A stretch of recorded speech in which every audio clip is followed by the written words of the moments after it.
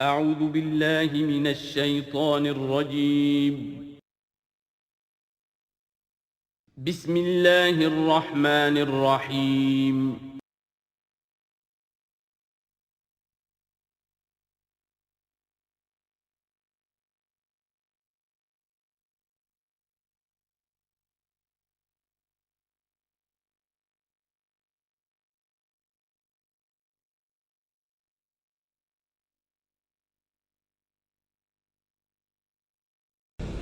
اعوذ باللہ من الشیطان الرجیم بسم اللہ الرحمن الرحیم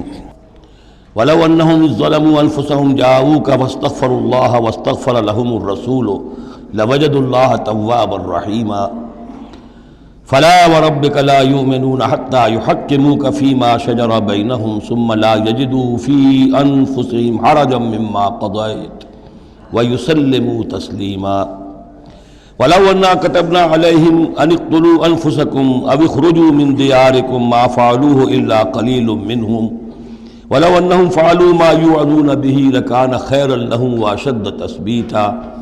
وَإِذًا لَّآتَيْنَاهُم مِّن لَّدُنَّا أَجْرًا عَظِيمًا وَلَهَدَيْنَاهُمْ صِرَاطًا مُّسْتَقِيمًا صدق اللہ العظیم۔ جیسا کہ میں عرض کر چکا ہوں کہ منافقین پر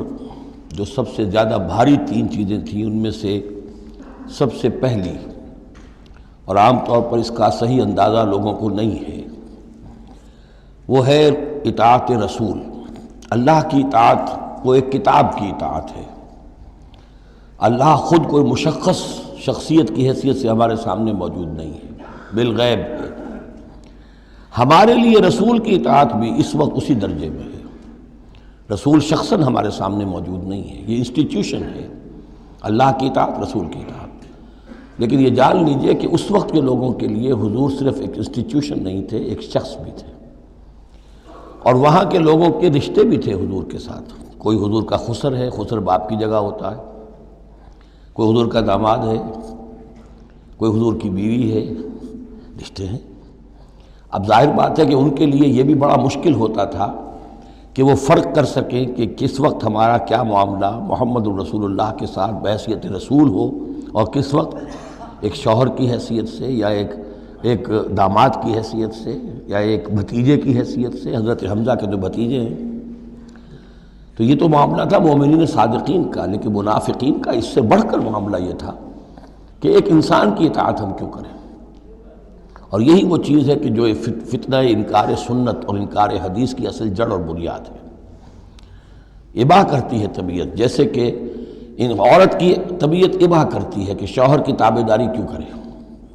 آخر وہ بھی مکمل ہیومن بینگ ہے، مکمل انسان ہے، اس کے احساسات ہیں، تو آسان کام نہیں ہے کہ اس کو ریکنسائل کر سکیں۔ اسی طرح انسان کی اطاعت کرے، یہ بھی در حقیقت اس کو تسلیم کرنا، ذہناً ریکنسائل کرنا آسان نہیں۔ اور یہ چیز ظاہر بات ہے کہ جن کے دل میں یقین کھب جاتا تھا ان کے لیے آسان ہو جاتی تھی، جن کے دلوں میں یقین کی کمی تھی وہ پھر قدم قدم پر نوکنگ کرتی تھی، ان کی گاڑی چل نہیں پاتے تھے۔ اب فرمایا وَلَوْ أَنَّا كَتَبْنَا عَلَيْهِمْ، اگر ہم نے ان پر یہ فرض کر دیا ہوتا أَنِ اقْتُلُوا أَنفُسَكُمْ کہ قتل کرو اپنے آپ کو،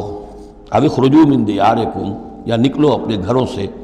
مَا فَعَلُوهُ إِلَّا قَلِيلٌ مِّنْهُمْ نہ کرتے یہ کام ان میں سے مگر سوائے چند کے۔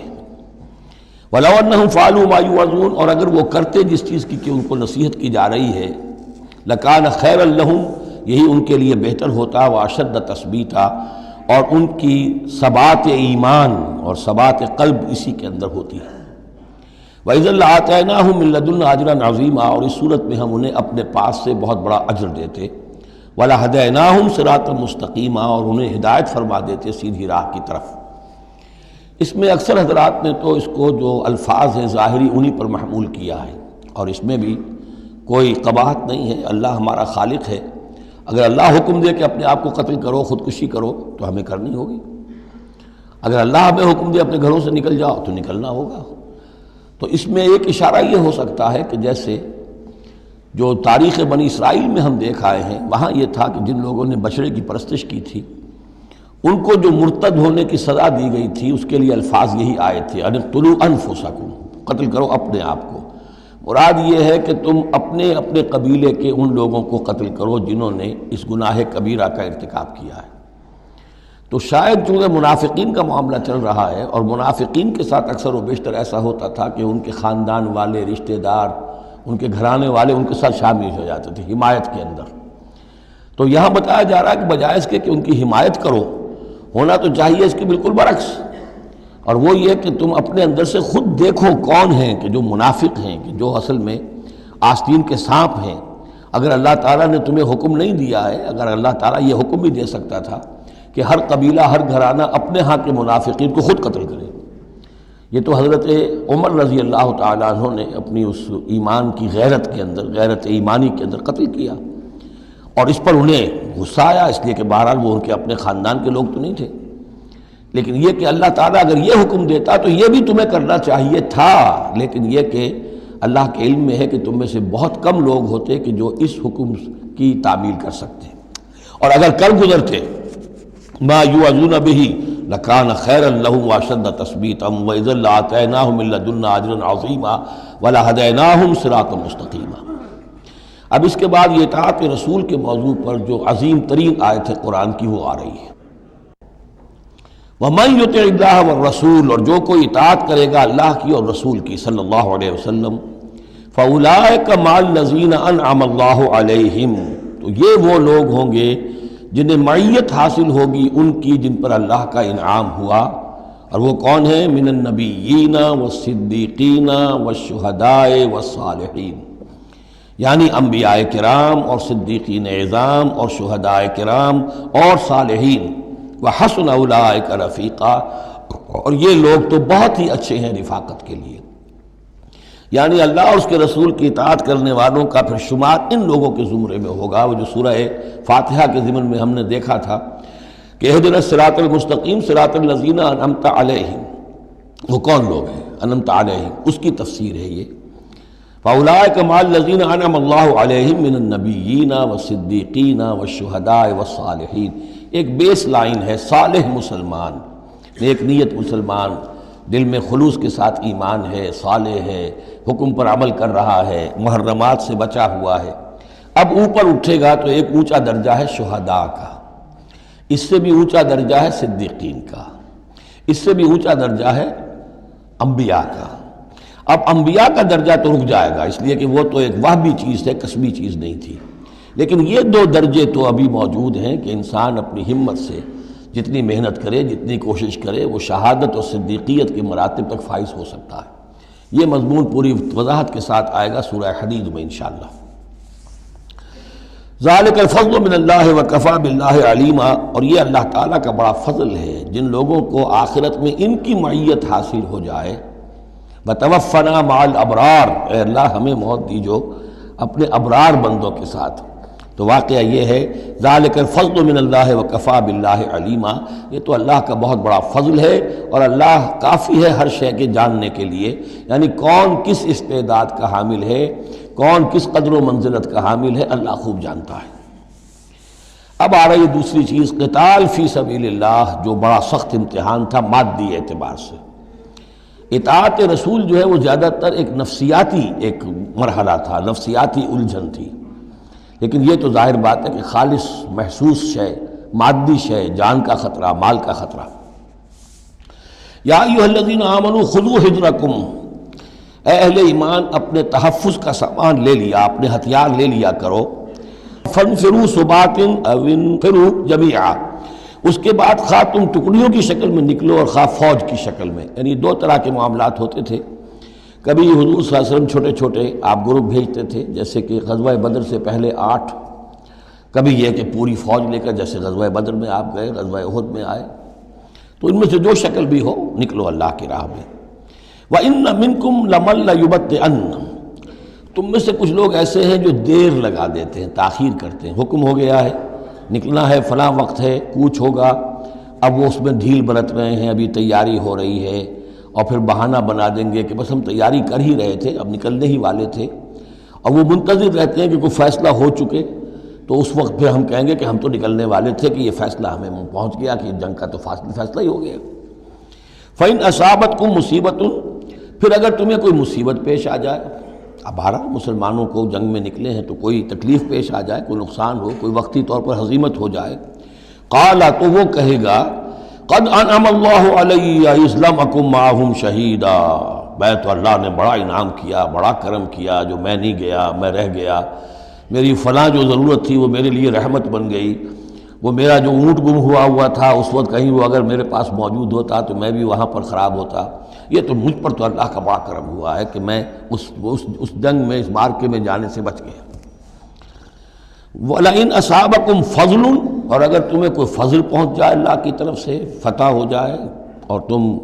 یعنی کامرانی کے ساتھ واپس آؤ اور تم مال غنیمت لے کر آؤ، من اللہ، اللہ کی طرف سے فضل مل جائے، لَيَقُولَنَّ، اس وقت پھر وہ حسرت کے ساتھ کہے گا كَأَن لَّمْ تَكُن بَيْنَكُمْ وَبَيْنَهُ مَوَدَّةٌ، بالکل ایسے جیسے تمہارے اور اس کے درمیان کوئی دوستی اور مروت اور مودت ہے ہی نہیں۔ یا لیتنی کنت معہم فافوز فوزا عظیما، ہائے کاش کہ میں بھی ان کے ساتھ گیا ہوتا تو یہ بڑی کامیابی مجھے بھی حاصل ہو جاتی۔ یہ ان کا کردار ہے جس کا کہ نقشہ کھینچ دیا گیا۔ فَلْيُقَاتِلْ فِي سَبِيلِ اللَّهِ الَّذِينَ يَشْرُونَ الْحَيَاةَ الدُّنْيَا بِالْآخِرَةِ، بس جو لوگ دنیا کی زندگی کو آخرت کے عوض فروخت کرنے کے لیے تیار ہیں انہیں لازماً قتال کرنا چاہیے اللہ کی راہ میں۔ فَلْيُقَاتِلْ فِي سَبِيلِ اللَّهِ الَّذِينَ يَشْرُونَ الْحَيَاةَ الدُّنْيَا بِالْآخِرَةِ،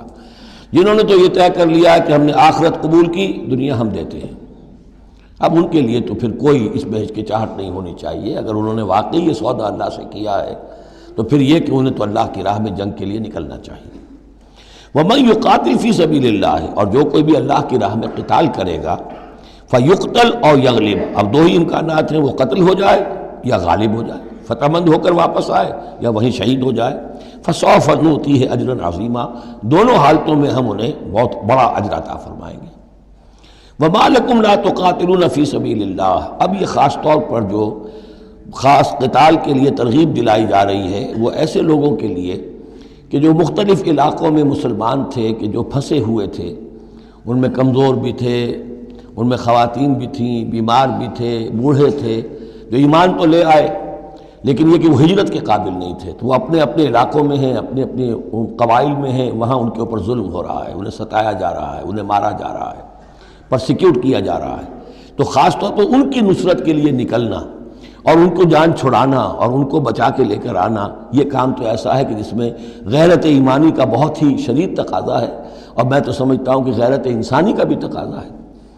وَمَا لَكُمْ لَا تُقَاتِلُونَ فِي سَبِيلِ اللَّهِ، میں کیا ہو گیا، کیوں قتال نہیں کرتے اللہ کی راہ میں؟ وَالْمُسْتَضْعَفِينَ،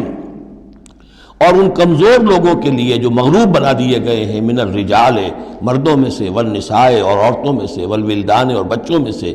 الذین یقولون، جو یہ کہہ رہے ہیں، دعائیں کر رہے ہیں، ربنا اخرجنا من هذه القرية الظالم اهلها، اے ہمارے پروردگار ہمیں نکال اس بستی سے جس کے رہنے والے لوگ ظالم ہیں، واجعل لنا من لدنك وليا، اور ہمیں اپنے پاس سے کوئی ہمارا ولی، حمایتی، مددگار بنا دے، واجعل لنا من لدنك نصيرا، اور ہمارے لیے خاص اپنے فضل سے کوئی مددگار بھیج دے۔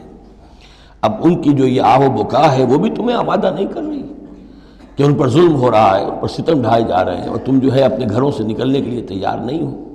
یہ کن سے خطاب ہو رہا ہے؟ جن کے ہاں اسلام قائم ہو چکا تھا، ان سے خطاب ہو رہا ہے۔ ہم اپنے گھر میں اسلام قائم کر نہیں سکتے، یہاں پر کوئی جد و جہد نہیں کہ اسلام آ جائے، ہمارے ہاں کفر کا نظام چل رہا ہے، تو ہم تو مخاطب ہی نہیں اس کے۔ مخاطب اہل ایمان ہیں، اور اہل ایمان کا فرض کیا ہے؟ پہلے اپنے گھر کو درست کرو، پہلے اپنے ملک کے اندر اسلام قائم کرو۔ قرآن کے سوا کوئی اور قانون چل رہا ہے، من لم یحکم بما انزل اللہ فاولئک هم الکافرون ومن لم یحکم بما انزل اللہ فاولئک هم الظالمون ومن لم یحکم بما انزل اللہ فاولئک هم الفاسقون۔ ظالم، فاسق اور کافر اور مشرک تو ہم خود ہیں۔ تو یہ آیت اپنی جگہ ہے، ہر چیز کو اس کے کانٹیکسٹ کے اندر رکھنا چاہیے۔ الذین آمنوا یقاتلون فی سبیل اللہ، جو لوگ ایمان والے ہیں وہ قتال کرتے ہیں اللہ کی راہ میں۔ والذین کفروا یقاتلون فی سبیل الطاغوت، اور جو لوگ کافر ہیں وہ بھی قتال کر رہے ہیں، جنگ تو وہ بھی کر رہے ہیں، ابو جہل بھی تو لشکر لے کر آیا تھا، وہ طاغوت کی راہ میں قتال کر رہے ہیں۔ فقاتلوا اولیاء الشیطان، تو قتال کرو، جنگ کرو شیطان کی ساتھیوں سے، شیطان کے حمایتیوں سے، حزب الشیطان سے۔ ان کید الشیطان کان ضعیفا، یقیناً شیطان کی چال بڑی کمزور ہے، دکھائی دیتی ہے بڑی زوردار، بڑی باروب، لیکن یہ کہ اگر مرد مومن کھڑے ہو جائیں تو پھر اس کے اندر معلوم ہو جاتا ہے کہ پھسپسی چال ہے۔ الم تر الی الذین قیل لہم کفوا ایدیکم واقیموا الصلاۃ وآتوا الزکاۃ، ذرا تم نے دیکھا نہیں ان لوگوں کی طرف جن سے کہا گیا تھا کہ اپنے ہاتھوں کو بندھے رکھو، روکے رکھو، اور نماز قائم کرو اور زکوٰۃ دو۔ یہ ہے کہ جو مکے کے اندر حکم تھا 12 برس تک، مکے میں جب مسلمانوں پر ظلم و ستم توڑا جاتا تھا، انہیں ستایا جا رہا تھا، تو بہت سے مسلمان تھے جوش میں بھی اور یقیناً خلوص کے ساتھ ہوش مند ہو کر بھی کہ ہمیں اپنے ان بھائیوں کی مدد کرنی چاہیے۔ اب یہ سمیہ ہمارے سامنے جو ہے، جو کچھ ہو رہا ہے اس کے ساتھ ہماری نگاہوں کے سامنے، یاسر کے ساتھ جو کچھ ہو رہا ہے، حضور ہمیں اجازت دیجیے۔ آخر ہم جو ہے، ہم نامرد نہیں ہیں، ہم بے غیرت نہیں ہیں، ہم بزدل نہیں ہیں، لیکن اجازت نہیں تھی۔ یہ منہج انقلاب نبوی کا ایشو ہے۔ اس وقت حکم یہ تھا اپنے ہاتھ تھامے رکھو، نغمہ ہے بلبل شوریدہ تیرا خام ابھی، اپنے سینے میں اسے اور ذرا تھام ابھی، ایک وقت آئے گا تمہارے ہاتھ کھول دیے جائیں گے، ابھی کفوا ایدیکم۔ لیکن یہاں سوال پیدا ہوتا ہے، الم تر الی الذین قیل لہم کفوا ایدیکم، یہ فعل مجہول ہے، کہا کس نے تھا؟ مکی قرآن میں یہ آیت موجود نہیں ہے، وہاں بھی یہ حکم تھا محمد الرسول اللہ صلی اللہ علیہ وسلم کا، حضور نے روکا۔ یہ آیت تو اتر رہی ہے مدنی قرآن میں، سورہ نساء میں، تو معلوم ہوا کہ اس وقت بھی وہ حضور کا حکم تھا جس کو کہ اللہ نے وہ اون کیا ہے، اللہ کی طرف سے تھا یہ۔ تو وہی یہ جلی تو ہوتی ہے، وہی یہ خفی بھی ہوتی ہے، یا حضور کے جس اجتہاد کو اللہ تعالیٰ اس کو تقریر کہیں گے، جیسے حضور کی حدیث ہم کہتے ہیں، ایک آپ کا قول ہے، ایک فعل ہے، ایک تقریر ہے۔ کوئی کام آپ کے سامنے کیا گیا، آپ نے اسے روکا نہیں، تو گویا کہ ایک طرح سے آپ کی طرف سے ریکگنیشن مل گئی کہ وہ بھی جائز ہے، یقیناً غلط ہوتا تو حضور روک دیتے۔ اسی طرح اللہ تعالیٰ کی کتاب ہے، وحی جلی ہے، وہ آ رہی ہے، لیکن حضور کا وحی خفی بھی ہے حضور کو جو آ جاتی ہے، اور ایک یہ کہ حضور خود اجتہاد کر رہے ہیں، اس کو اگر اللہ نے روکا نہیں تو وہ گویا اللہ کی تقریر ہو گئی، اور وہ بھی اللہ ہی کی طرف سے ہو گیا، اور وہ بھی گویا کہ اللہ نے اون کر لیا۔ تو اب یہ بھی ہو سکتا ہے کہ وحی خفی کے ذریعے سے اللہ نے مکی دور میں حضور کو یہ حکم دیا ہو کہ جو ہے یہاں نقل ہوا ہے، اور یہ بھی ہو سکتا ہے یہ حضور کا اپنا اجتہاد ہو اور اس کو اللہ تعالیٰ نے قبول کیا ہو۔ الم تر الی الذین قیل لہم کفوا ایدیکم واقیموا الصلاۃ وآتوا الزکاۃ، اب یہاں محذوف ہے، اس وقت تو کچھ لوگ بڑے زور شور سے کہتے تھے ہمیں اجازت ہونی چاہیے ہم جنگ کریں، لیکن اب کیا حال ہوا؟ فلما کتب علیہم القتال، جب ان پر جنگ فرض کر دی گئی، اذا فریق منہم یخشون الناس کخشیۃ اللہ او اشد خشیہ، تو اب یہ دیکھنے میں آ رہا ہے کہ ان میں سے کچھ لوگ انسانوں سے اس طرح ڈر رہے ہیں جیسے اللہ سے ڈرنا چاہیے، بلکہ اس سے بھی زیادہ ڈر رہے ہیں۔ اب ظاہر بات ہے یہ وہ مکے کے مہاجرین نہیں ہیں، یہ اصل میں وہی منافقین مدینہ جو ہے ان کا حال ہے، لیکن کنٹراسٹ دکھانے کے لیے جو اس دور کی بات تھی اس کے مقابلے میں اس کو لے آیا گیا کہ اصل ایمان تو وہ تھا، اور یہ جو کچھ ہے شکل، یہ تو پھر کمزوری ہے اور نفاق کی علامت ہے۔ وَقَالُوا رَبَّنَا لِمَا كَتَبْتَ عَلَيْنَا الْقِتَالَ، اور وہ کہتے ہیں کہ پروردگار یہ ہم پر تو نے کیوں فرض کر دی جنگ، لَوْلَا أَخَّرْتَنَا إِلَىٰ أَجَلٍ قَرِيبٍ، ابھی اے پروردگار کچھ اور عرصے کے لیے، کچھ دیر کے لیے اور کیوں نہ مؤخر کیا اس کو۔ قُلْ مَتَاعُ الدُّنْيَا قَلِيلٌ، اے نبی کہہ دیجئے دنیا کا ساز و سامان یہ بہت حقیر سی شے ہے، وَالْآخِرَةُ خَيْرٌ لِمَنِ اتَّقَىٰ، آخرت بہت بہتر ہے اس کے لیے جو تقویٰ کی روش اختیار کرے، وَلَا تُظْلَمُونَ فَتِيلًا، اور تم پر دھاگا بھر بھی کوئی ظلم نہیں ہوگا، حق تلفی نہیں ہوگی، تمہارے جو بھی اعمال ہیں، انفاق ہے، قتال ہے، جو بھی اللہ کی راہ میں ایثار ہے، بھرپور تمہیں اس کا اجر و ثواب دے دیا جائے گا۔ اینما تکونوا یدرککم الموت، اب ظاہر بات ہے کہ قتال سے جی چرانے میں اصل سبب کیا تھا؟ موت کا خوف، اب اس کو کھولا جا رہا ہے جو ان کے دل کے اندر ہے۔ اینما تکونوا یدرککم الموت، جہاں کہیں بھی ہوگے موت تو تمہیں آ لے گی، پا لے گی۔ وَلَوْ كُنْتُمْ فِي بُرُوجٍ مُشَيَّدَةٍ، خواہ تم بڑے مضبوط فورٹیفائڈ قلعوں کے اندر اپنے آپ کو جا کر محصور کر لو، بروج قلعے کے لیے آتا تھا، مشیدہ بہت مضبوط۔ وَإِن تُصِبْهُمْ حَسَنَةٌ يَقُولُوا هَٰذِهِ مِنْ عِندِ اللَّهِ، ان منافقین کا ایک اور طرز عمل دیکھیے، اگر مسلمانوں کو کوئی اچھی شے مل گئی، کوئی فتح ہو گئی، کوئی اور خیر آ گیا، حضور کی تدبیر کے اچھے نتائج نکل آئے، تو اسے حضور کی طرف منسوب نہیں کرتے تھے. کیا کہتے تھے؟ ان تصیبہم حسنۃ یقولوا ھذہ من عند اللہ، بڑا اللہ کا فضل ہوا، بڑا اللہ کا کرم ہوا، اللہ نے کیا ہے. وَإِن تُصِبْهُمْ سَيِّئَةٌ، اگر کوئی تکلیف آ گئی، کوئی مصیبت آ گئی، یقولوا ھذہ من عندک، اے محمد آپ کی وجہ سے ہوا ہے، یا آپ نے یہ غلط اقدام کیا، آپ نے یہ فیصلہ کر لیا کہ کھلے میدان میں جا کے جنگ کریں گے، ہم نے تو مشورہ دیا تھا آپ کو، آپ کی بھی رائے یہی تھی کہ مدینے کے اندر محصور ہو کر جنگ کریں. خیر آ گئی تو اللہ کی طرف سے، اور اگر تکلیف آ گئی تو اے محمد آپ کی طرف سے. قل کل من عند اللہ، کہہ دیجئے یہ سب چیزیں، خیر ہو، شر ہو، تکلیف ہو،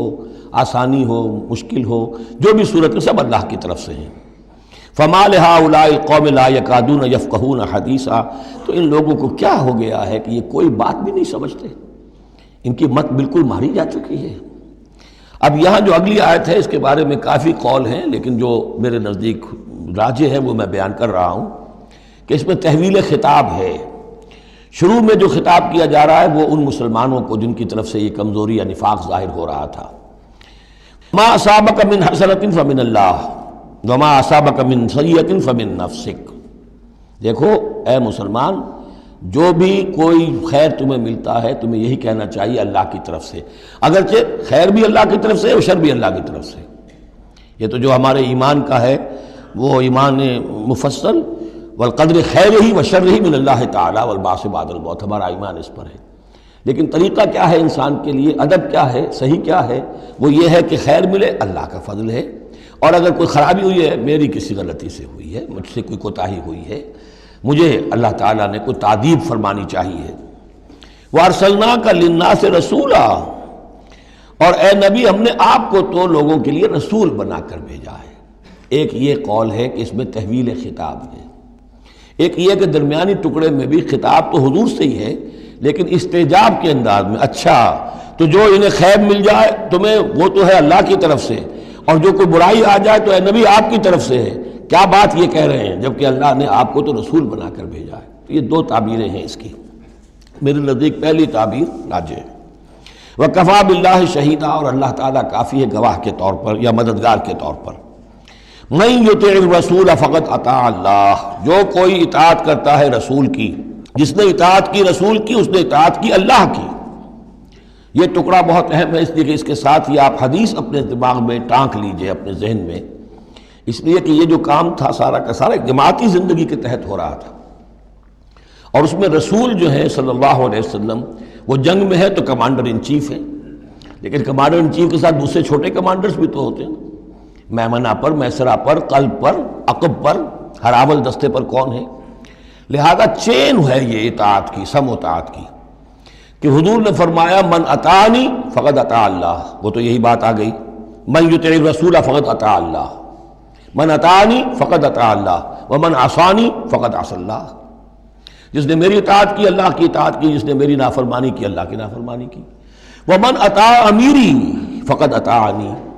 جس نے میرے مقرر کردہ امیر کی اطاعت کی اس نے میری اطاعت کی. ومن عصى امیری فقد عصانی، اور جس نے میرے معین کردہ امیر کی مخالفت کی یا اس کی نافرمانی کی اس نے میری نافرمانی کی. تو یہ چین چلے گی اوپر سے نیچے تک. جو بھی جماعت ہوگی، لشکر ہوں گے، اس میں جو ہے رینکس ہوں گے، اس میں کارڈرز ہوں گے، اسی طریقے سے یہ سم و طاعت جو ہے اس کی ایک زنجیر چلتی چلی جائے گی. ومن تولیٰ فما ارسلناک علیہم حفیظا، اب جو اس سے منہ موڑ دیں، روگردانی کریں، تو اے محمد صلی اللہ علیہ وسلم ہم نے آپ کو ان پر داروغہ بنا کر یا ذمہ دار بنا کر نہیں بھیجا ہے. وہ پھر اپنا معاملہ اللہ کے ہاں جا کر وہ خود اس کا محاسبہ جو ہے فیس کریں گے. وَيَقُولُونَ طَاعَةٌ، اور ان منافقوں کا حال یہ ہے کہ آپ کے سامنے تو کہتے ہیں طاعہ، ٹھیک ہے آپ نے جو فرمایا قبول ہے، ہم اس پر عمل کریں گے.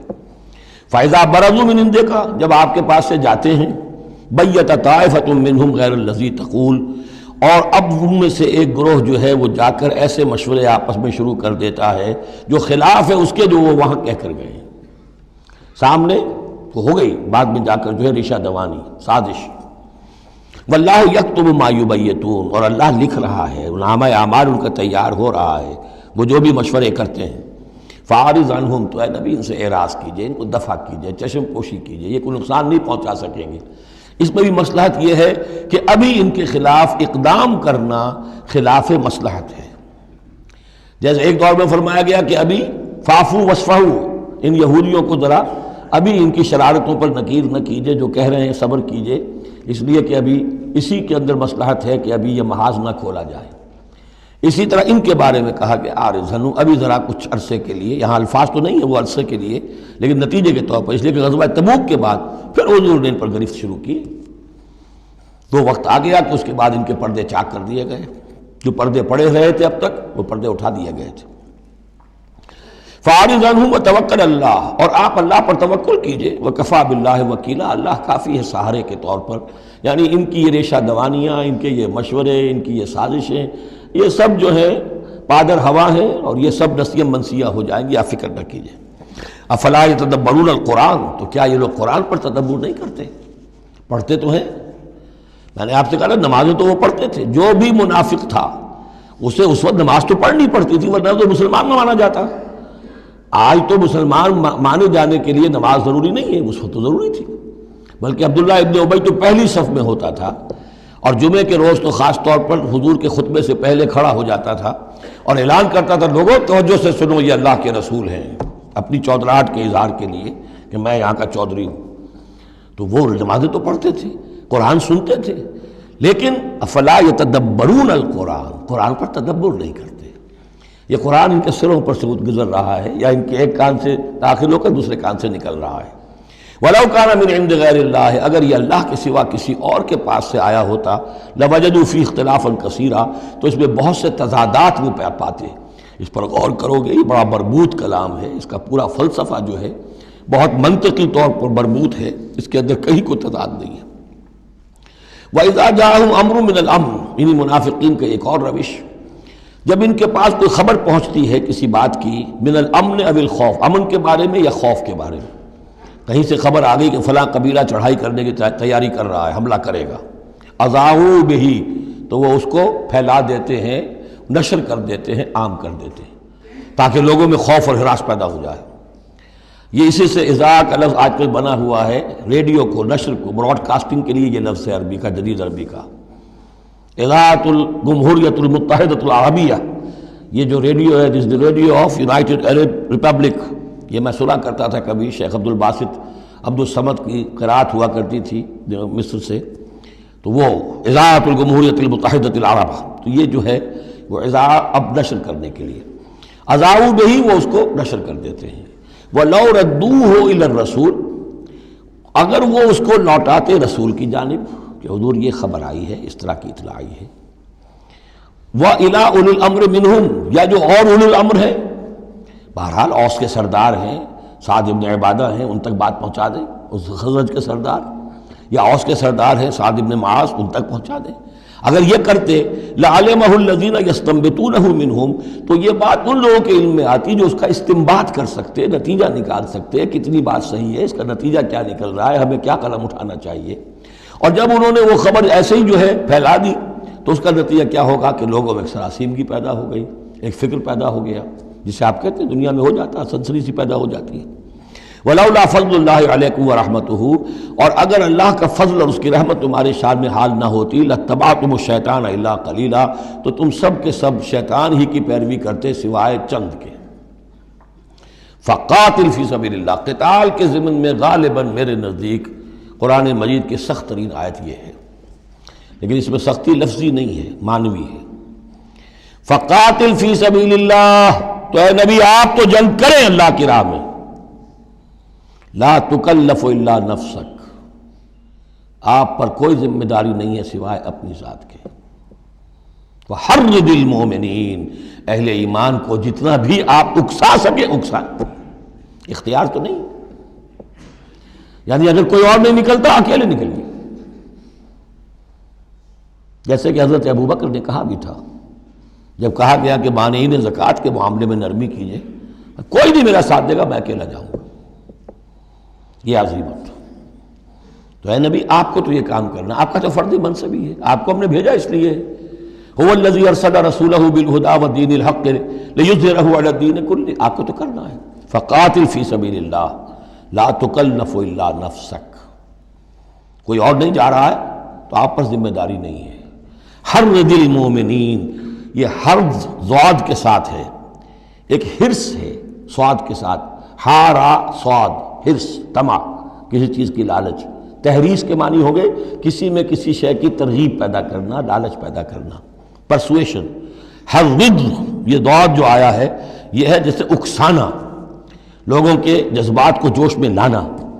ایمان کے اندر ان کے جوش پیدا کرنا، یہ ہوگا۔ یہ حرض، حرص سے یہ ضاد ایک نقطے سے بڑا فرق واقع ہوا ہے۔ وحرض المومنین عسى اللہ ان یکف باس الذین کفروا، ہو سکتا ہے یا امید ہے کہ اللہ تعالیٰ جلد ہی ان کافروں کی قوت کو روک دے، تھام لے۔ ان کی جنگ جو ابھی بڑی ان کی چلت پھرت ہو رہی ہے، ابھی یہ کچھ عرصے کی بات اور ہے، وہ وقت بس آیا چاہتا ہے کہ ان میں دم نہیں رہے گا۔ اس لیے کہ سن 5 میں، یوں سمجھیے یہ سن 4 میں نازل ہو رہی ہے سورہ نساء، سن 5 میں سورہ احزاب ہے، اور غزوہ احزاب کے بعد کہہ دیا تھا محمد رسول اللہ صلی اللہ علیہ وسلم نے کہ یہ آخری بار تھی کہ قریش ہم پر ہمراہ آور ہوئے۔ لن یغزوکم قریش بعد عامہم ھذا ولکنکم تغزونہم، اے مسلمانوں بس قریش کی بس ہو گئی ہے، اب وہ آئندہ کبھی تم پر حملہ آور ہونے کی ہمت نہیں کر سکتے، اب تو تم ان کے اوپر ان کے خلاف اقدام کرو گے۔ اس لیے 6 سال میں اگلے سال آپ نے سفر کیا عمرے کا، ٹریٹی ہو گئی، انا فتحنا لک فتحا مبینا، صلح حدیبیہ، اور اس کے بعد 7ویں سال میں اللہ تعالیٰ نے فتح خیبر عطا فرما دی، اور 8ویں سال میں مکہ فتح ہو گیا۔ وہ ایک کے بعد دوسری جو تالے ہیں وہ کھلتے چلے گئے، اور اسی وقت وہ پھر سورہ صف نازل ہو گئی تھی کہ اب وَأُخْرَىٰ تُحِبُّونَهَا نَصْرٌ مِّنَ اللَّهِ وَفَتْحٌ قَرِیب، یہ بھی غزوہ احزاب کے فوراً بعد نازل ہوئی کہ اے نبی بشر المومنین، اہل ایمان کو بشارت دے دیجئے کہ وہ سخت دور گزر گیا، اب اللہ کی طرف سے نصرت اور فتح تمہارے قدم چوما چاہتی ہے۔ عسى اللہ ان یکف باس الذین کفروا، امید ہے کہ اللہ تعالیٰ ان کافروں کی قوت کو تھام لے گا، ان کی جنگ کو روک دے گا۔ واللہ اشد باسا واشد تنکیلا، اور یقیناً اللہ تعالیٰ بہت سخت ہے جنگ میں بھی، قوت میں بھی، اور سزا دینے میں بھی، اور سختی اور عقوبت میں بھی۔ اس کے بعد پھر تمدنی چیزیں کچھ آ رہی ہیں، یہ اب پھر مسلمانوں سے خطاب آ رہا ہے۔ یہ منافقین سے 2 باتیں آ چکی، ایک اطاعت رسول جو ان پر شاق گزرتی تھی، اور ایک قتال فی سبیل اللہ جو ان کے لیے بہت بڑا امتحان بن جاتا تھا۔ من یشفع شفاعۃ حسنۃ یکن لہ نصیب منہا، انسانی معاشرے کے اندر سفارش کرنا کسی کے لیے یہ بھی ایک اس کا لازمی سا حصہ ہوتا ہے۔ کوئی شخص ہے، اس کی کوئی احتیاج ہے، آپ جانتے ہیں کہ نیک آدمی ہے، صحیح آدمی ہے، بیروپیہ نہیں ہے، دوسرے شخص کو جانتے ہیں کہ وہ اس کی مدد کر سکتا ہے، آپ جا کر اس کے لیے کہیں کہ اس کی مدد کی جائے، میں اس کو جانتا ہوں، یہ کوئی پروفیشنل بیگر نہیں ہے۔ یا اسی طرح کا معاملہ، کوئی مقدمے کا مسئلہ ہے، آپ کے علم میں کچھ حقائق ایسے ہیں کہ جو فائل کے اوپر جو پولیس نے جو بھی کر رکھی ہے کارروائی، وہ دھوکہ دینے والے ہیں، ڈیسیونگ ہے، تو آپ جاتے ہیں کسی کے پاس اور کہتے ہیں کہ یہ بات یوں ہے، تو یہ کوئی بری بات نہیں ہے۔ اچھائی کے لیے، نیکی کے لیے، بھلائی کے لیے، خیر کے لیے، عدل کے لیے، انصاف کے لیے اگر سفارش کی جائے تو اس میں کوئی حرج نہیں، بلکہ اس سے اللہ تعالیٰ ثواب عطا فرمائے گا۔ من یشفع شفاعۃ حسنۃ، جو کوئی سفارش کرتا ہے اچھی، یکن لہ نصیب منہا، اسے اس میں سے بھی حصہ ملے گا، اس کی نیکی، اس کے اجر و ثواب میں سے اسے حصہ ملے گا۔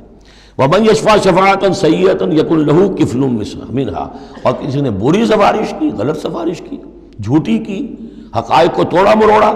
تو پھر اس کے جرم کے اندر جو جس کے لیے وہ سب کچھ کر رہا ہے وہ بھی شریک ہو گیا، اس کا برابر کا حصہ دار ہو گیا۔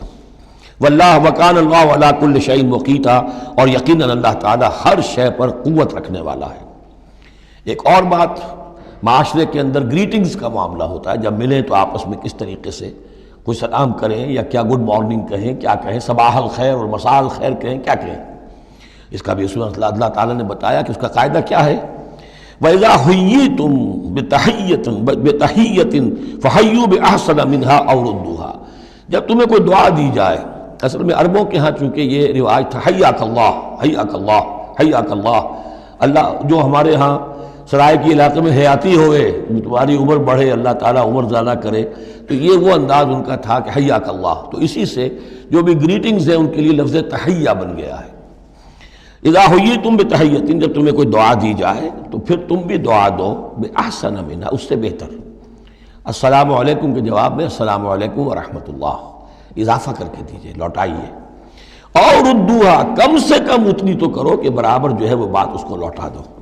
ان اللہ کان علی کل شیء حسیبا، یقیناً اللہ تعالیٰ ہر چیز کا حساب کرنے والا ہے. یہ چھوٹی چھوٹی چیزیں بھی جو ہیں ان کی بھی اہمیت ہے، آداب ہیں.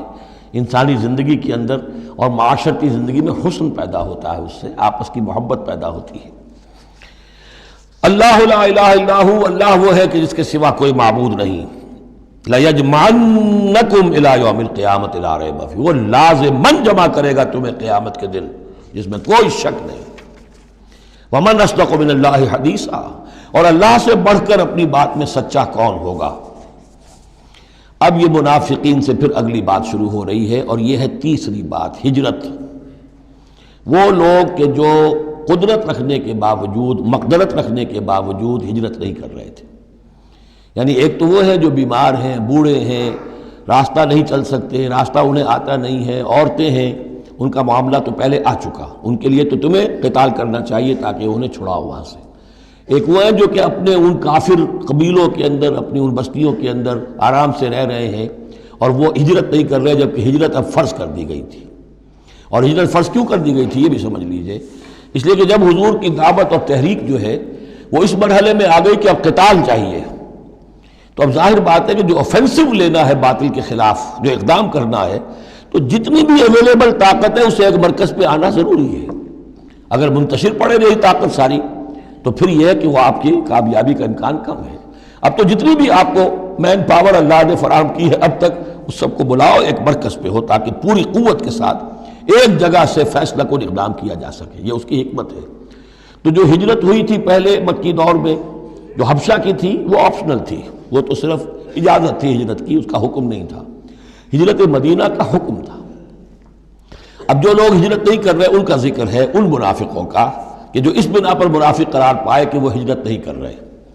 فَمَا لَكُمْ فِي الْمُنَافِقِينَ فِئَتَيْنِ، اور تمہیں کیا ہو گیا ہے ایسے منافقوں کے بارے میں. یہ بات آگے واضح ہو جائے گی کہ کن منافقین کا تذکرہ ہے. یہ تم دو گروہوں میں تقسیم ہو گئے ہو. یعنی کچھ لوگ ان کی حمایت کرتے، نہیں بھائی ٹھیک ہے کوئی بات نہیں، ان کے ساتھ کوئی نرمی ہونی چاہیے، آخر ایمان تو لائے تھے نا، اب نہیں ہجرت کر سکے. اور کچھ لوگ جو ہے وہ اللہ کے حکم کے معاملے میں سختی سے عمل کرنا چاہتے ہیں. تو اے مسلمانوں تمہیں کیا ہو گیا، ان کے بارے میں دو گروہوں میں کیوں تقسیم ہو گئے ہو. واللہ ارکسہم بما کسبوا، اللہ نے تو ان کے کرتوتوں کے سبب ان کو الٹ دیا. یعنی ان کا ہجرت نہ کرنا در حقیقت ثبوت ہے اس بات کا کہ ایمان سلب ہو گیا ان کا. ہاں کوئی مجبوری ہوتی، عذر ہوتی تو بات اور تھی. اتریدون ان تہدوا من اضل اللہ، کیا تم چاہتے ہو کہ ان کو ہدایت دے دو جن کی کہ گمراہی پر اللہ کی طرف سے مہر تصدیق ثبت ہو چکی ہے. وَمَن يُضْلِلِ اللَّهُ فَلَن تَجِدَ لَهُ سَبِيلًا، اور جس کی گمراہی پر اللہ کی طرف سے آخری مہر تصدیق ثبت ہو چکی ہو پھر تم اس کے لیے کوئی راستہ نہ پاؤ گے. وَدُّوا لَوْ تَكْفُرُونَ كَمَا كَفَرُوا، یہ لوگ جو ان کے بارے میں نرمی کی باتیں کر رہے ہیں، بڑی چکنی چپڑی باتیں، یہ چاہتے ہیں کہ جیسے انہوں نے کفر کیا تم بھی کرو. فَتَكُونُونَ سَوَاءً، تاکہ تم برابر ہو جاؤ. بلی کی دم کٹ گئی، وہ چاہتی ہے سب بلیوں کی دمیں کٹ جائیں. فَلَا تَتَّخِذُوا مِنْهُمْ أَوْلِيَاءَ، تو اب ان کو اپنا دوست مت سمجھو، اپنا حمایتی مت جانو. حَتَّى يُهَاجِرُوا فِي سَبِيلِ اللَّهِ، جب تک کہ وہ ہجرت نہ کرے اللہ کی راہ میں. یہ گویا کہ اب لٹمس ٹیسٹ ہے ان کے ایمان کا. ہجرت نہیں کرتے تو گویا کہ مومن نہیں ہے، منافق ہے. وَإِن تَوَلَّوْا، اور اگر وہ پیٹ موڑ لیں، ہجرت نہ کریں، فَخُذُوهُمْ، پکڑو انہیں، وَاقْتُلُوهُمْ، قتل کرو انہیں، حیث وجدتموہ، جہاں پاؤ. یعنی پھر وہ کافروں کے حکم میں ہیں چاہے وہ کلمہ پڑھتے ہوں، لیکن اگر ہجرت نہیں کر رہے ہیں، جو ہجرت فرض کر دی گئی ہے ان پر، اگر وہ نہیں کر رہے ہیں تو گویا کہ وہ کافروں کے حق میں ہیں، اسی کے حکم میں ہیں. انہیں پکڑو، قتل کرو جہاں پاؤ. وَلَا تَتَّخِذُوا مِنْهُمْ وَلِيًّا وَلَا نَصِيرًا، ان میں سے کسی کو بھی اپنا ولی اور مددگار مت بناؤ. إِلَّا الَّذِينَ يَصِلُونَ إِلَىٰ قَوْمٍ، اب اس میں استثناء ہے. ایک ایسے قبیلے میں اس قسم کے منافق مسلمان موجود ہیں کہ جن سے آپ کی صلح ہے، قبیلے کی قبیلہ صلح، تو ظاہر بات ہے کہ اس صلح کو وہ یہ صلح ان کو بھی کور کر رہی ہے جو اس میں ہے منافق. إِلَّا الَّذِينَ يَصِلُونَ إِلَىٰ قَوْمٍ بَيْنَكُمْ وَبَيْنَهُم مِيثَاقٌ، سوائے ان کے کہ جن کا تعلق ہو ایک ایسی قوم سے، ایسے قبیلے سے کہ جن کے اور تمہارے درمیان کوئی معاہدہ ہے. اور یا دوسری شکل کیا ہے، اور جاؤکم حسرت صدورہم، یا ایسے لوگ بھی ہوتے تھے جو آئے تمہارے پاس اور ان کے دل جو ہیں بڑے تھوڑے ہو گئے ہیں، تنگ ہو گئے ہیں، ان یقاتلوکم او یقاتلوا قومہم، ان میں اتنی جرأت نہیں رہی ہے کہ وہ آپ کے ساتھ ہو کر اپنی قوم کے خلاف لڑے یا اپنی قوم کے ساتھ ہو کر آپ کے خلاف لڑے مسلمانوں۔ اب چونکہ انسانی معاشرے میں ہر سطح کے لوگ ہوتے ہیں اور ہر حال میں رہے ہیں، ہر دور میں رہے، ہر دور میں رہیں گے، تو یہ گویا کہ تو مینول آف ریولوشن ہے، ریولوشنری اسٹرگل کے اندر اس طرح کی سچویشنز آئیں گی، ہر قسم کے انسان ہوں گے۔ کچھ ایسے کمزور لوگ تھے، وہ کہتے تھے بھائی ہمارے لیے لڑنا بڑھنا مشکل نہیں ہے، نہ مشکل ہے، نہ تو ہم اپنی قوم کے ساتھ ہو کر مسلمانوں سے لڑیں گے، نہ مسلمانوں کے ساتھ ہو کر اپنی قوم سے لڑیں گے۔ ان کے بارے میں بھی کہا کہ ان کو بھی دفع کرو، ان کو بھی قتل نہ کرو، ان کو بھی چھوڑ دو، ان کی بھی جاں بخشی کرو۔ تو دو استثناء آ رہے ہیں، ایک تو استثناء کن سے ہے کہ جن کے ساتھ، جن کے قبیلے کے ساتھ تمہارا معاہدہ ہے، اس کے منافقین کے اوپر وہ حکم نہیں آئے گا خذوہم وقتلوہم حیث ثقفتموہم کہ انہیں پکڑو اور قتل کرو جہاں پاؤ۔ دوسرے وہ ہے کہ جو یہ کہہ دیں کہ حضور ہمیں بس یہ قبول کر لیجئے، ہم نہ آپ کے ساتھ ہو کر وہ اپنے قوم سے لڑ سکتے ہیں، یہ ہمت ہمارے اندر نہیں ہے، نہ یہ ہے کہ ہم وعدہ کرتے ہیں کہ آپ کے خلاف اپنی قوم کی کبھی مدد کریں گے۔ تو فرمایا وَلَوْ شَاءَ اللَّهُ، اگر اللہ چاہتا لَسَلَّطَكُمْ عَلَيْكُمْ فَلَقَاتَلُوكُمْ، یہ بھی تو ہو سکتا تھا کہ اللہ انہیں تمہارے خلاف مسلط کر دیتا اور وہ تمہارے خلاف قتال کرتے۔ فَإِنِ اعْتَزَلُوكُمْ فَلَمْ يُقَاتِلُوكُمْ، اب اگر انہوں نے تمہیں چھوڑ دیا اور تم سے جنگ نہیں کر رہے ہیں، وَأَلْقَوْا إِلَيْكُمُ السَّلَامَ، اور تمہاری طرف وہ صلح پیش کر رہے ہیں، فَمَا جَعَلَ اللَّهُ لَكُمْ عَلَيْهِمْ سَبِيلًا، تو ایسے لوگوں کے خلاف اقدام کرنے کی اللہ نے تمہیں اجازت نہیں دی ہے۔ تو سمجھتے جائیے اس بات کو کہ جو منافق ہیں ان میں سے عام قاعدہ یہ ہے کہ اب جو بھی اقدام ان کے خلاف ہوگا انہیں پکڑو اور قتل کرو، وہ کافروں کے حکم میں ہے اگر وہ ہجرت نہیں کر رہے۔ اللہ یہ نمبر ایک کہ ان کے قبیلے سے تمہارا معاہدہ ہے تو وہ کور کر جائے گا ان کو۔ دوسرا یہ کہ وہ آ کر اگر یہ کہہ دے کہ ہم نیوٹرل ہو جاتے ہیں بالکل، تب بھی انہیں چھوڑ دو۔ تیسرا ایک اور کیا، ستجدون آخرین، تم پاؤ گے ایک اور قسم کے لوگوں کو، یریدون ان یامنوکم و یامنوا قومہم، وہ بھی کہتے تو یہ ہے، چاہتے ہیں کہ تم سے بھی امن میں رہیں، اپنی قوم سے بھی امن میں رہیں، اس میں نہیں آنا چاہتے جھگڑے میں۔ کلما ردوا الی الفتنۃ ارکسوا فیہا، لیکن جب کہیں کوئی آزمائش کا وقت آتا ہے تو وہ اس کے اندر اونجھے ہو جاتے ہیں۔ جب دیکھتے ہیں کہ ہماری قوم کا پلڑا بھاری ہے تو مسلمانوں کے ساتھ جو ہے وہ جنگ کرنے کے لیے بھی تیار ہو جاتے ہیں کہ اب تو فتح ہماری ہونے والی ہے تو مال غنیمت میں سے ہمیں بھی حصہ مل جائے گا۔ فَإِن لَمْ يَعْتَزِلُوكُمْ، تو ایسے لوگ اگر تم سے علیحدہ نہیں رہتے، باز نہیں رہتے تمہارے خلاف لڑنے سے، وَيُلْقُوا إِلَيْكُمُ السَّلَامَ، اور اگر تمہارے سامنے صلح پیش نہیں کرتے، وَيَكُفُّوا أَيْدِيَهُمْ، اور اپنے ہاتھ نہیں روکتے، فَخُذُوهُمْ، تو پکڑو انہیں، وَاقْتُلُوهُمْ، اور قتل کرو انہیں، حَيْثُ ثَقِفْتُمُوهُمْ، جہاں بھی کہیں پاؤ۔ یعنی اگر غداری انہوں نے کہی ہے، ایک وعدہ کیا تھا اس کے خلاف کیا ہے، تو پھر یہ وہ جو امان تھی وہ ختم ہو گئی۔ وَأُولَٰئِكُمْ جَعَلْنَا لَكُمْ عَلَيْهِمْ سُلْطَانًا مُبِينًا، ایسے لوگوں کے خلاف ہم نے تمہیں سند اور قوت عطا کر دی ہے کہ تم اس کے خلاف کھلا اقدام کر سکتے ہو۔ اب ایک اور معاشرتی مسئلہ آ رہا ہے، کیونکہ یہ جو اب چل رہی تھی، یوں سمجھیے نا کہ پورے عرب کے اندر اب تو بھٹی دہک گئی ہے، جنگیں ہو رہی ہیں، جگہ جگہ ہو رہی ہیں،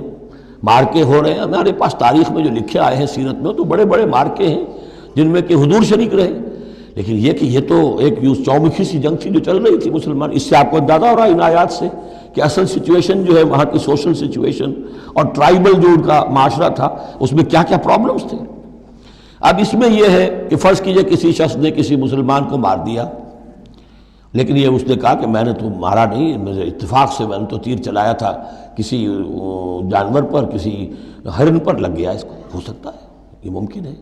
تو اب کسی مسلمان کا مسلمان کو قتل کرنا دو طرح کا ہے، قتل خطا اور قتل عمد۔ اس کا کیا حکم ہے؟ ما کان للمؤمن ان یقتل مؤمنا الا خطا، کسی مومن کے لیے یہ روا نہیں ہے کہ مومن کو قتل کرے مگر خطا کے طور پر، نشانہ چوک گیا، کسی کو جان لگا، اب گاڑی ہے، ایکسیڈنٹ ہو گیا، آپ چلا رہے تھے، کوئی اس کے نیچے آ گیا، مر گیا، آپ تو اسے مارنا نہیں چاہتے تھے۔ چنانچہ سعودی عرب میں یہ بھی اسی بد کے تحت یہ فیصلے ہوتے ہیں اس کے ایکسیڈنٹس کے، اس قانون قتل خطا کے تحت۔ وہ قانون کیا ہے؟ ومن قتل مومنا خطا، اور جو شخص کسی مومن کو قتل کر دے قتل خطا غلطی سے، فتحریر رقبۃ مومنۃ، تو ایک مسلمان غلام کی گردن کا آزاد کرانا، ودیۃ مسلمۃ الی اہلہ، اور دیت خون بہا اس مقتول کا اس کے گھر والوں کو ادا کرنا لازم ہے، الا ان یصدقوا، الا یہ کہ وہ معاف کر دیں۔ خون بہا دینا ہوگا، یعنی قتل خطا کے بدلے میں آپ قتل نہیں کریں گے۔ قتل عمد کی جزا میں قتل ہے، لیکن یہ کہ قتل خطا میں قتل نہیں ہوگا۔ قتل کی جگہ کیا ہوگا؟ ایک تو خون بہا، اور نمبر دو یہ کہ یہ جو گناہ ہو گیا تم سے سرزد، اس کے لیے گناہ کے اثر کو ختم کرنے کے لیے اللہ نے ایک حق اپنا رکھ دیا کہ ایک غلام کو آزاد کرو۔ فَإِن كَانَ مِن قَوْمٍ عَدُوٍّ لَكُمْ، اور اگر وہ مسلمان تھا ایک ایسے قبیلے سے کہ جو تمہارا دشمن قبیلہ ہے، تھا مسلمان اور تمہارے ہاتھوں مارا گیا ہے غلطی سے، وَهُوَ مُؤْمِنٌ، تھا وہ خود مومن، فَتَحْرِيرُ رَقَبَةٍ مُؤْمِنَةٍ، تو پھر صرف ایک مسلمان آزاد کا ایک گردن چھڑا دینا کافی ہوگا، کیونکہ کافر قبیلے کا آدمی تھا، اب اس کو اگر دیت دی جائے گی تو کافر کو پہنچ گئی، وہ تو اس کے گھر والے کافر ہیں، دیت یہاں معاف ہو گئی، لیکن یہ ہے کہ اس کو جو ایک غلام کو آزاد کرنا جو اللہ کا حق تھا وہ برقرار رہے گا۔ وَإِن كَانَ مِن قَوْمٍ بَيْنَكُمْ وَبَيْنَهُم مِيثَاقٌ، اور اگر وہ ہو ایسے قوم سے، ایسے قبیلے سے کہ تمہارے اور اس کے درمیان، اس کے قبیلے کے درمیان معاہدہ ہے، فَدِيَةٌ مُسَلَّمَةٌ، تو پھر وہی حکم آ جائے گا کہ دیت بھی دینی پڑے گی، حوالے کرنی ہوگی، اِلیٰ اہلہ، اس کے گھر والوں کی طرف، اس کے وارثوں کو، وَتَحْرِيرُ رَقَبَةٍ مُؤْمِنَةٍ، اور ایک مومن کی گردن، ایک مومن جو ہے کہ جو مومن غلام ہو اس کا آزاد کرنا بھی ہوگا۔ فَمَن لَّمْ يَجِدْ، تو جو یہ نہ پائے، یعنی یہ جو اب دو حق ہو گئے، ایک ہے دیت، وہ تو مقتول کے جو ورثہ ہے ان کا ہے، اس میں تو معافی نہیں ہو سکتی، البتہ اللہ نے جو رکھا ہوا ہے کہ ایک مومن غلام کو آزاد کیا جائے، اگر کسی کے اندر اتنی مقدرت نہیں ہے تو اللہ نے نرمی کر دی اپنے حق میں، فَمَن لَّمْ يَجِدْ فَصِيَامُ شَهْرَيْنِ مُتَتَابِعَيْنِ، جس کے پاس اتنا پیسہ نہیں ہے کہ کوئی مسلمان غلام کو خریدے اور آزاد کرے، تو وہ 2 مہینے کے پے بپے متواتر روزے رکھے، توبۃ من اللہ، یہ اللہ کی طرف سے اس کے جرم کا کفارہ بن جائے گا، اس کے توبہ کے قبول کا ذریعہ بن جائے گا۔ وَكَانَ اللَّهُ عَلِيمًا حَكِيمًا، اور یقیناً اللہ تو علیم اور حکیم ہے۔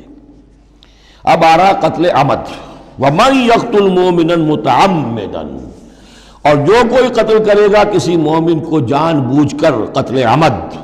فَجَزَاؤُهُ جَهَنَّمُ خَالِدًا فِيهَا، اس کا بدلہ تو جہنم ہے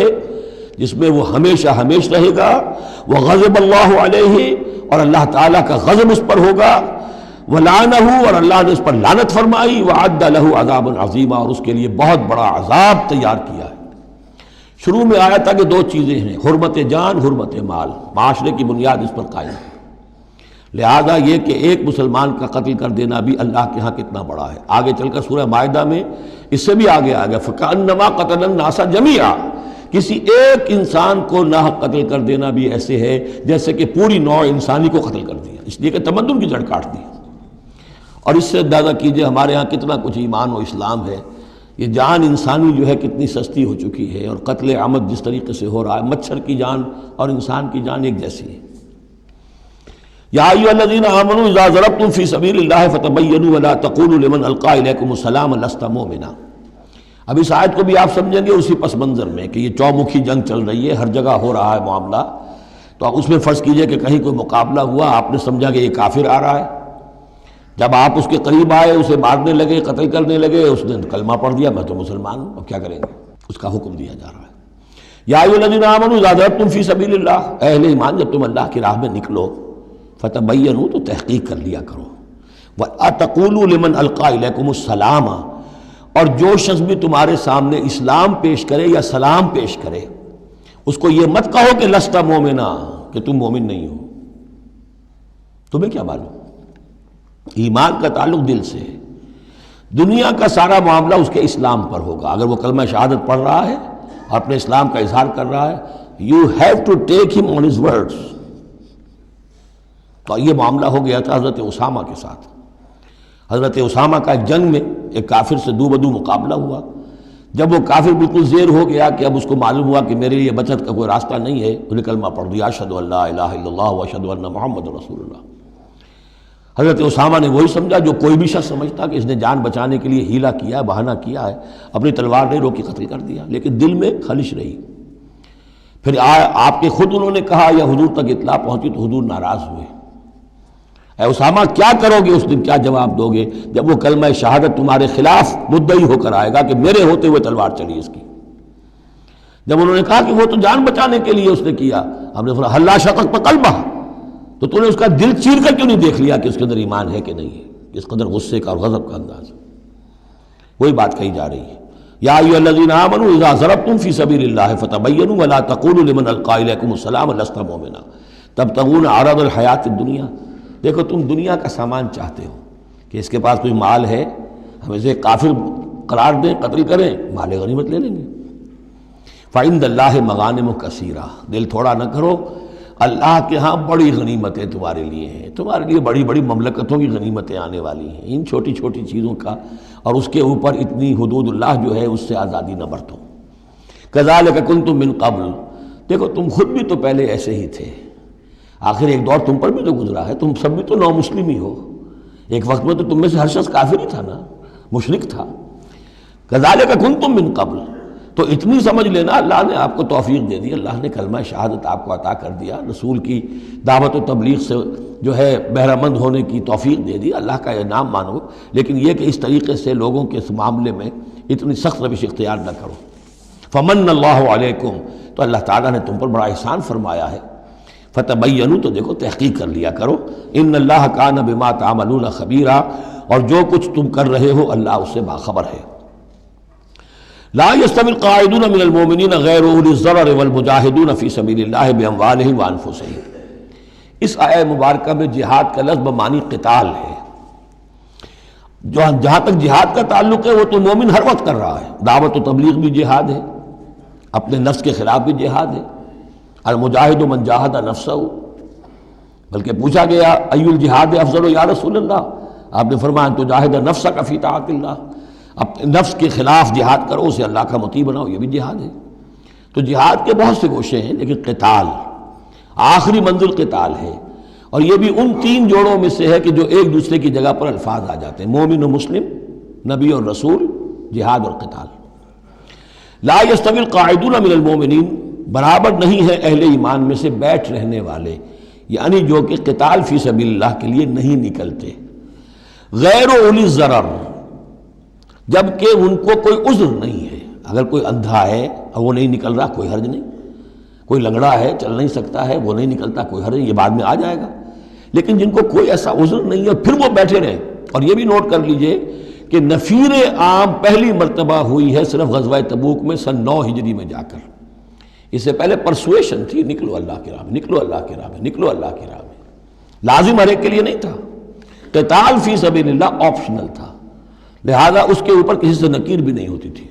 نہیں گیا کوئی نہیں گیا ٹھیک ہے، لیکن پھر یہ کہ جو غزوہ تبوک میں نہیں گئے ان سے ایکسپلینیشن کال کی گئی، ان کو سزائیں بھی دی گئیں وغیرہ وغیرہ۔ تو اب چونکہ آپشنل تھا لہذا وہاں پر یہ تو نہیں کہا جا سکتا تھا کہ اب ان کو پکڑو اور ان کو سزا دو، لیکن یہ بتایا جا رہا ہے، اس لیے حرض المومنین کا لفظ آیا تھا کہ آپ پوری طرح اکسائیے ان کو، آمادہ کیجئے، لیکن ظاہر بات ہے کہ یہ اس میں ابھی آپشن ہے۔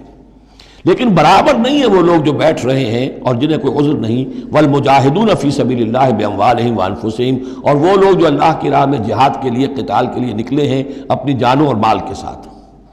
فضل اللہ المجاہدین باموالہم وانفسہم علی القاعدین درجہ، اللہ نے فضیلت دی ہے مجاہدین کو جو اپنے مال اور جان سے جہاد کرنے والے ہیں، بیٹھ رہنے والوں پر ایک بہت بڑا درجہ، درجتاً یہ جو تنکیر آئی ہے برائے تفخیم ہے، بہت بڑا درجہ۔